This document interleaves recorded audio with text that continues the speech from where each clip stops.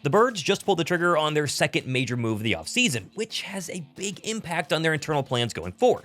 Plus, here's the latest on Darius Slay's chances to return to Philly. Zack Baun hints again at his free agent plans, why Howie Roseman thinks Myles Garrett is exactly what the Birds need. I'm Thomas Mott, this is the Thomas Mott Show.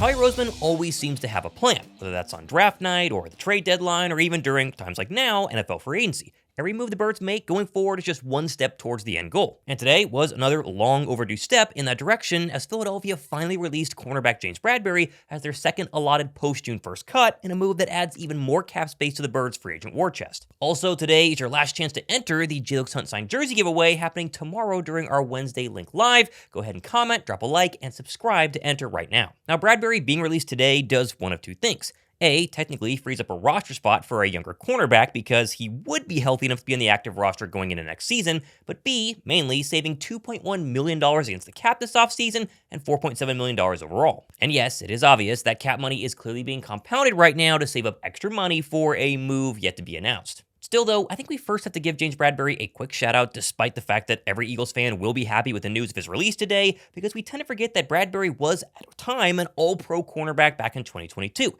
I know we're super focused on the Super Bowl holding penalty, but his play before that, during the season, was truly pretty impressive. His biggest problem, though, was the abysmal 2023 campaign to follow, and then the reported Achilles tear that happened early on during the 2024 offseason, which, by the way, is the main reason why Philadelphia had to wait this long to cut James Bradberry, because as soon as he tore his Achilles, he's bound to Philadelphia until he gets healthy, hence why, again, it took this long to finally get rid of him. Still, though, the real praise I have for Bradberry is reported work behind the scenes this past season, mentoring the Birds' youth movement at corner, and by all accounts playing a huge role in the development of Quinyon Mitchell and Cooper DeJean. I don't think we'll ever know just how much he actually meant to those young guys, but the fact he still wanted to help an organization he knew did not want him there is good enough to get a thumbs up and thanks from me. Now flying over to the other side of the secondary and Bradberry's old cornerback running mate, and the news that Darius Slay was cut yesterday was hit with some backlash from fans. My comment section was mostly understanding that the Birds had to save money and move off of an aging but still solid 34-year-old corner. This morning, though, we did get some new updates on the Birds' plans to bring back Slay if possible, with Derek Gunn tweeting, quote, "According to what I'm being told, don't completely rule out Slay returning to the Eagles. Right now, his asking price is a little steep, but the Eagles are hoping he plays his final NFL season in 2025 in Eagles Green," which was echoed by Inquirer's Jeff McClain, who added, quote, "As I mentioned yesterday, the team isn't ruling out a possible return, and I wouldn't imagine he is either. Although it didn't get to this point 2 years ago when the Eagles were prepared to release him if he didn't restructure his contract. Slay was eventually talked off the ledge, in part by Big Dom, and came back and won a Super Bowl, but he's going to have to agree to a much lower salary this time around." And that's pretty similar to what I guessed on yesterday's show. Clearly, Philadelphia would like to have him back, but his number has got to go way, way, way down. And the main problem for Slay right now is we don't know what the free agent cornerback market looks like for a still solid, but come on, 34-year-old corner. And so he has to go test that market and then hopefully come back to Philadelphia, but they are prepared to let him go and sign somewhere else. Now, I think it's important to note that both these moves were, again, obviously to save money, which lends to the next question. Who's it for? Well, I keep waiting for Zack Baun's contract to drop, but as of filming this on Tuesday morning, no dice. However, Baun himself was in Wisconsin over the weekend at an event and did end his appearance with a chant that I think might indicate where he himself wants to end up.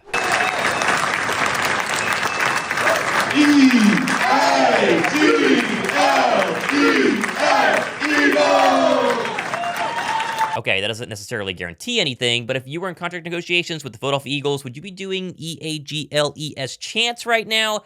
I don't think so, but as always, take it with a massive grain of salt. Although if you put Baun aside for a second, I do wonder if the next move Howie could be working on might actually be an exit from Philadelphia after I read Anthony DeBono's tweet this morning on Dallas Goedert when he said, quote, "Eagles now have made the two obvious moves that were expected by releasing Darius Slay and James Bradberry.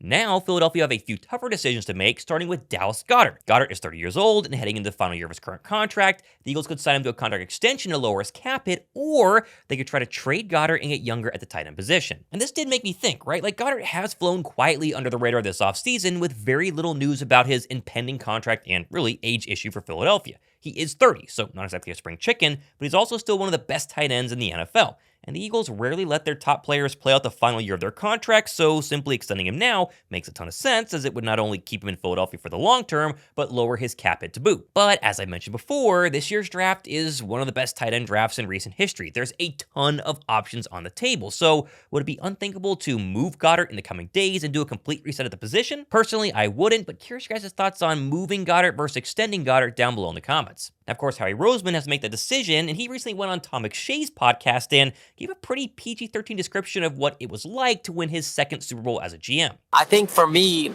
the first, is this PG rated or PG-13? Whatever you want. Yeah. So I'd say like the first one's almost like, can I say this, Bob? Yes, can we delete this? Is this live? You don't know what I'm saying? You don't know what I'm saying? This is the best part. You can be you. It's almost like the first time you have sex. You're so glad you had sex. It's not even the quality of it.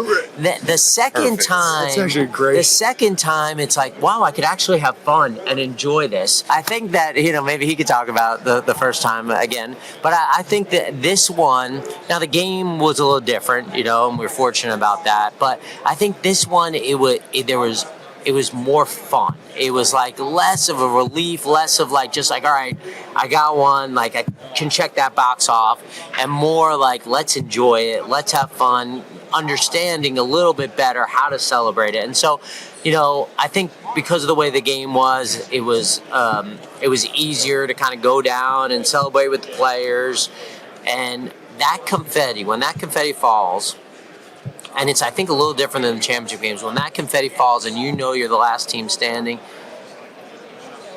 that's the only thing you strive for. Personally, I've never won a Super Bowl, so I cannot confirm that that's how it feels, but honestly, makes sense. What makes more sense, though, is how he's reasoning behind going heavy on defensive linemen seemingly every offseason, and a very telling clip that is pretty relevant, I'd say, for the current offseason. I think that how I would translate that is, when you have an offense that is capable of scoring points in bunches, you're going to be playing from ahead from a lot. So how can you close games? How can you close games? And so there are certain points of the defense that help you close games, front end, back end of defense, and that help you when it's playoff time. And so I think that that's probably how I translate to kind of what he was saying, which is kind of what we think. It's like, all right, if you have this high-powered offense, you have an opportunity to get the lead. How do you keep the lead is obviously teams are going to have to be one-dimensional, so you have to be able to pressure the quarterback. You have to be able to defend the pass. It's going to be hard when teams are down 2-3 scores to come back with a running game. Now, obviously, that doesn't mean Howie is in or out on defensive linemen, a.k.a. Myles Garrett, but his philosophy for winning in the NFL is getting a big enough lead with his offense so his defensive line can go hunt the quarterback and close out the game.